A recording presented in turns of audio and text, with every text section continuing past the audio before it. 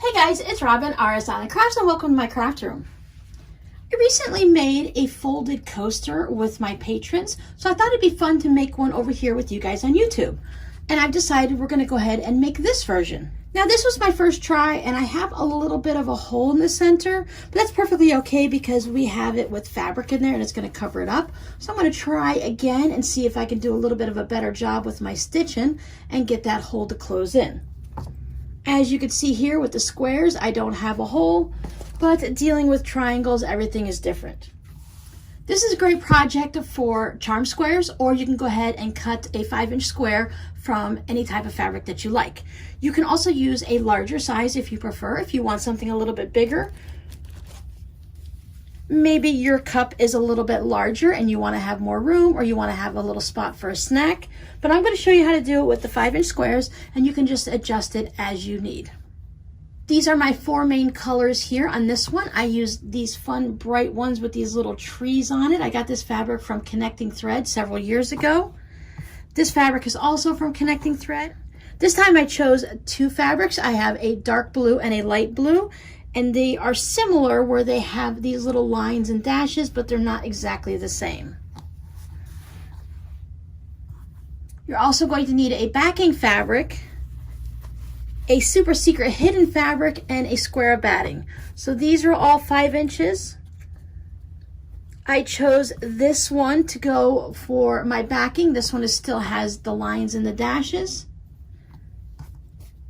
And I went with this one. It still has the same feeling, but it's not like my favorite fabric, so I thought this would be okay to tuck on the inside as my super secret hidden fabric. And if it peeks through a little bit, it does have some blues in it and everything, so it'll be okay. And then also the 5-inch square batting. This is going to be really easy to put together, but you might want to use some pins or clips with this version. So I have my bucket of clips here to use. Now we're going to layer this, and I'm going to put my super secret hidden fabric with the right sides facing down. I'll put my square of batting on top. Line up my edges nicely. And then this is my backing fabric. So we're making our nice little sandwich here. I'm not quilting it or anything. You can use some type of a fusible inside here if you have a fusible fleece or the fusible batting, and then give it a good press and everything would stay together nicely for you. I think it worked out perfectly fine without any quilting, but if you want to practice your quilting or you have pieces that are already quilted, this would be a nice spot to use any of those scraps, because sometimes we will quilt extra on our quilts and we don't actually use it. Maybe we trim it off, or we just have some pieces we want to practice on. You might practice on a 10-inch square and then cut it into a 5 inches to use for these projects. I'm going to set this off to the side here, and what we want to do with these is we want to fold them into triangles. It works best if your square is perfectly at the 5 inches. I think that might have been part of my problem here, is I had these little extra pieces that were left over on the side, just maybe about 1/8 of an inch. So that could have been my issue, that they weren't perfectly 5 inches. You can go ahead and just finger press these if you want. I'm going to take them over and give them a good press with my iron. I did add some sizing or starch to my fabric. I've been told that the sizing doesn't leave the white flakes like the starch might, so that is what I tend to use, just to give my fabric a little bit of structure so it's easier to work with as I'm doing this, and I don't have to worry about any type of stretching of the bias or anything like that. So let me give these a nice little press. If anyone's unfamiliar with sizing, this just happens to be what I find at my local Walmart. I like to go with a light finish because I'm not doing a crisp shirt. I don't need it to be, stand up on its own strong. So this is what I use. I'm not sure of all the different varieties, but there's always so many different things that you can use for a spray starch or sizing. Okay, everything has been given a good press. Now remember, we have our sandwich, and this is right sides down, and we're leaving our backing facing up. We want to make sure that anytime we do this, that this is the folded edge, and that's always going to go to the center.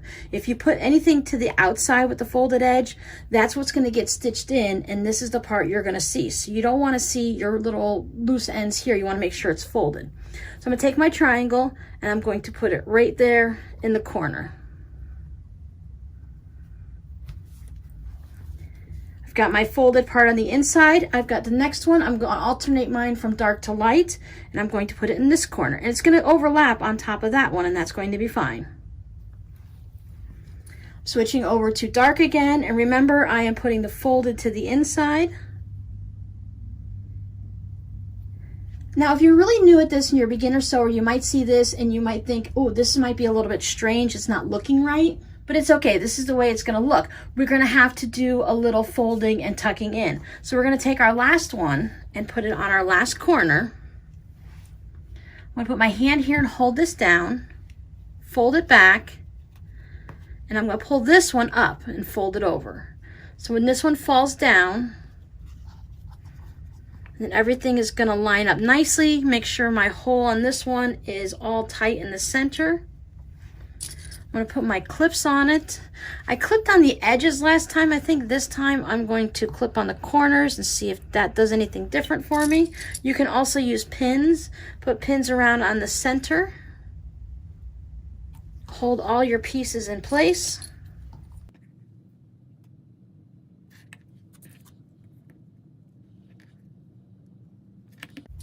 My next step is to take this to the sewing machine, and I'm going to stitch all the way around the edge. We're not going to be doing the thing where we turn and flip it like we would, where we would leave a little spot here and then have to stitch it up afterwards. This is a one seam only, just gonna stitch all the way around. We don't have to worry about any of that little fancy stitching and flipping and doing any of that, so this is a great project for a beginner. So while we're doing our 1/4 inch all the way around, starting on one of the sides, once we get to one of these corners, you want to stop with your needle down right here when you hit the next color of your fabric, so that you can go ahead and pivot it and then keep going like that. And that's going to give you a nice little corner, and it's going to help you flip it all the way around. And it's just, if you go past it, you're going to be beyond your 1/4 inch anyway. So this helps you make the nice corner, and hopefully everything will line up better this time. I'm going to go ahead and take it to the sewing machine, stitch all the way around it, and I'll be right back. There we go. Everything is stitched all the way around. You can see where I pivoted right there at the corners. Now you want to go ahead and trim off any of your little extra fuzzies that you might have. And we're going to trim our corner, and we're going to go close to the seam. I'm going to split the difference between my corner and my seam. I want to trim it down so I don't have as much bulk that's in my corner. Maybe I'll just take a little bit of an angle here, just to ease out any of the extra bulk we're going to end up with. We have a lot of pieces that are coming to the corner all together, meeting there. If you accidentally if you accidentally cut into your stitches, remember you can always either start all over again, yes, or you can just go ahead and make your coaster a little smaller and make your stitch line just a little bit on the inside of that one right there. Your coaster is still going to work fine around the house and stuff, so if you feel like you don't want to give it as a gift, it's still going to be perfectly usable. It's just going to be a little bit smaller. So if you're making a set, it might not work, but as I said, you can go ahead and use it around the house. If you're only giving it as one for a gift, then there's nothing for it to match to, and it'll be perfectly fine.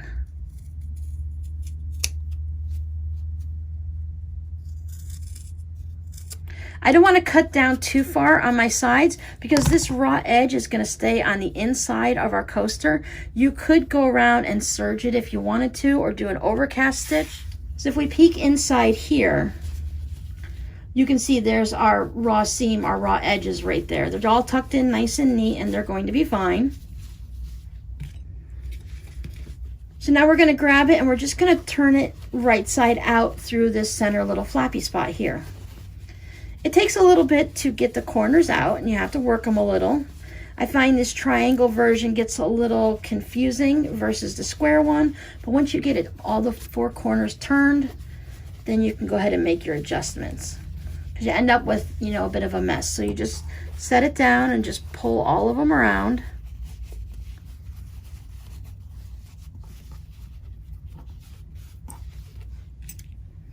My crochet hook to pop out the corners a little. Run it along this edge.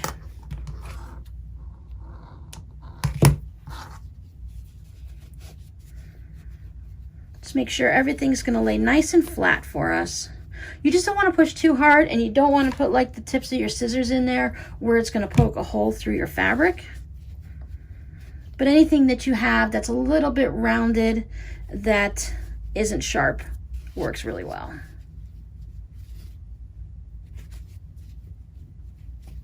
As you can see, I tend to go around a few times just to get them all out nice and neat.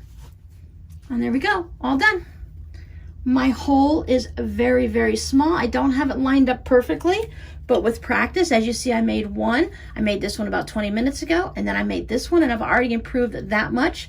So go ahead and make a few for yourself, for around the house, for your kids, for your friends and family, or someone at the office. And before you know it, you're gonna have everything lined up nicely, and it's gonna be all perfect. And it's just a way, I think instead of the clips, next time I will go ahead and use pins and put several of them in the center to hold it. Because as you'll notice, as you're stitching around, you see how I don't have my colors all meeting up perfectly in the corner there. I think that's the key to it, is to make sure everything lines up nicely in the corner as you're going around, and that'll hold it all nicely in place. But it's still going to work out perfectly fine. As you can see, because you can see the fabric that's inside, I don't put anything like super ugly in. I try to make sure it still goes with the theme of what I'm doing. So in case it does peek out like that, it's going to be fine. I'll put my cup right there, and you're not going to see anything anyways. So this is going to work perfectly fine at the office and at home.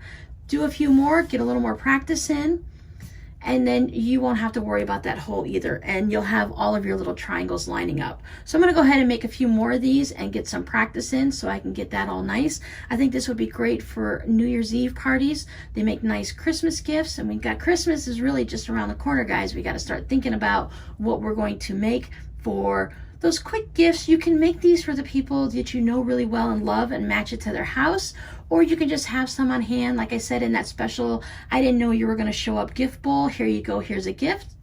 It's nice to have something handmade on hand for those surprise guests.